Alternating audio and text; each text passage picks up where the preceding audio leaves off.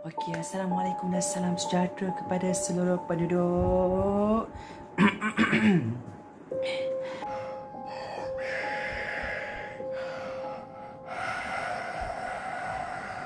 Hai semua, jangan lupa untuk subscribe, like, comment and share. Tengoklah dengan aman. Okey, sebab kan, okey. So hari ni Putek hari tu ada Putek buat dekat ni kan, dekat kan apa tahu apa dekat IG ni. Okey, so ramai nak dengar lah kan. Okey, so ni bukanlah cerita hantu, tapi dia macam cerita pengalaman Putek pernah diganggu. Okey, diganggu. Okey, mata kat sana Putek. Diganggu. Okey, so cerita dia macam ni. Okey, sekali lah pula aku sorang-sorang je kat bilik ni. Rumah aku tak ada. Tak apa, sekarang dia pukul apa Okay, so cerita dia macam ni. Cerita dia Putek dipindahkan pula. So family Putek ni, kita nak pindah ke satu rumah ni. Okay, sebab kita daripada kawasan tu ke kawasan sebab ayah dapat kerja kat sana lah kan. Okay, so nak ceritakan ceritanya, kita pindahlah satu rumah ni. Okay, satu rumah ni, rumah satu lot, banglo biasa, satu tingkat besar. Kita apa yang peliknya, Putek perasan ke pagar dekat rumah kita orang tu, dia macam like, korang faham tak, kalau pagar kan kita pagar biasa, tapi kat belakang tu, pagar belakang dia tinggi dia memang macam tinggi dia. Faham tak? Tinggi dia punya pagar kat belakang tu. Jadi Putek macam nak, kenapa tinggi sangat pagar tu? Lepas tu kat belakang pula, backyard tu memang semak-samun gila-gila. So mak Putek macam nak decide lah. Okay, kita panggil lah kita panggil tukar potong rumput dekat sana tu. So kita pun potong lah semua, memang clean. Lepas tu nampak lah dia macam like tembok tak kat belakang tu. Lepas tu pun okay lah. And then kita pun masuk rumah tu. Lepas masuk rumah tu, nak jadikan ceritanya, kita ada 1, 2, ada 4 bilik. So Putek ambil bilik yang ketiga, yang mana bilik ketiga tu dia dekat belakang tau. Dia dekat belakang tu, macam like kalau buka pintu tingkap tu memang nampak tembok kat belakang tu. Okay, so bilik Putek tu, okay, aku pula takutnya dekat asrama ni kan, tiba dekat college. Okay, bilik Putek tu nak jadikan ceritanya, korang pernah tak tengok tingkap yang lama-lama, yang tingkap apa tu? Asal aku nervous ni, takutnya tak hati lah. Okay, so nak jadikan ceritanya, tingkap Putek tu, tingkap dia macam like tingkap yang lama-lama, rumah lama, tingkap sekolah, macam like tingkap yang ada tingkap, okay, buka tapi dia ada kaca-kaca. Okay, 1, 2, 3, 4, 5, 6. Kaca yang kelima tu dia pecah. So bila pecah, Putek macam like, okay, tak apalah, kita biarkan jelas-jelas pecah macam kau baling batu, pecah macam tu. Okay, tak apalah. Okay, so okay, nak jadikan ceritanya lagi. Okay, sebelum Putek diganggu tu, Putek dah perasan tau. Putek macam like, kenapa rumah aku punya pagar belakang ni tiba-tiba dia macam like besar, tinggi semacam je.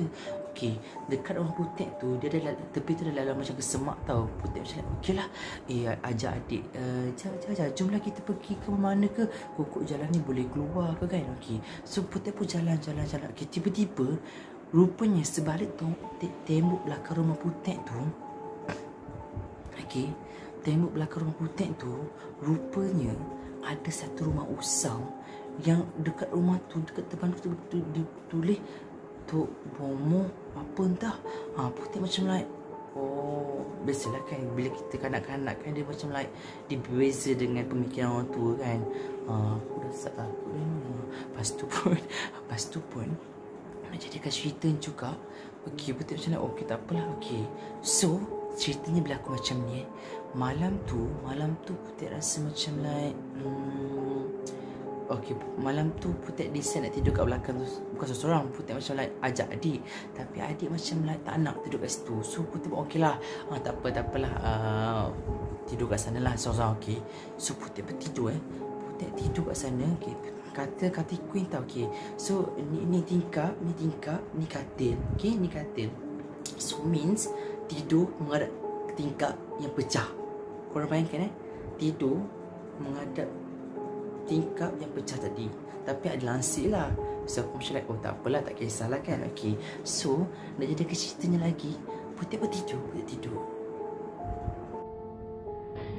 Tiba. Okay, Putih pun tidur. Okay, tiba-tiba aku pula seram nak cerita part ni. Okay, tiba-tiba bayangkan contoh okay, ni Fifi tengah tidur okay, bayangkan mata Putih tengok atas tau.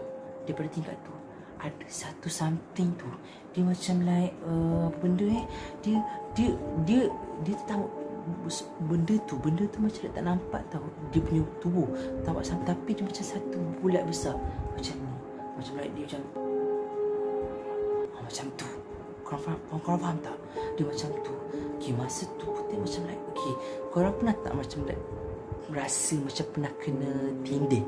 Okay, kadang-kadang kalau ikut sertifik kan dia macam like apa tu, disebabkan kita punya serangan darah terhenti, tapi Putih macam okey lah. Tapi masalahnya bila aku macam like kena tindih macam like tak boleh gerak tu, mata bergerak tapi tengah tengok benda tu, dia macam like